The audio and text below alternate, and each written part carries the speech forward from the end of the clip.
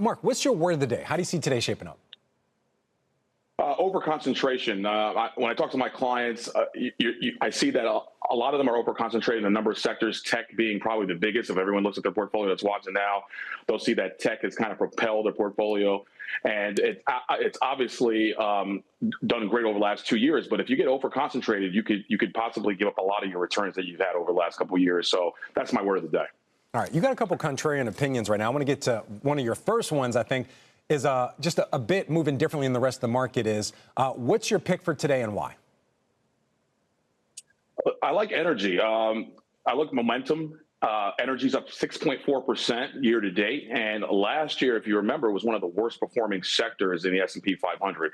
So given the geopolitical risk that's coming out of the Middle East, we're talking about Saturday being a noon deadline out of the White House for potential more unrest in the region. I like this space, not only because of last year, but because of the possible geopolitical risks.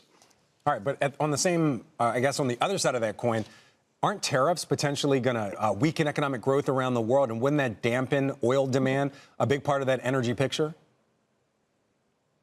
It could, but I do think that going forward, you might see, because of the easing that's coming out of China, you might see that one of the world's largest economy pick up steam. And if that happens, you're going to see a huge demand for energy. I think you're also going to see out of the energy companies in the U.S. that, given all the AI infrastructure and the drive for demand for power to fuel all this stuff, I think that could be another catalyst. All right. Also, coming off Jay Powell on Capitol Hill for 2 days, you actually believe that a hike might be more likely than an actual cut. We were just talking about just one cut being priced in. You think there's potential for a hike to come up this year?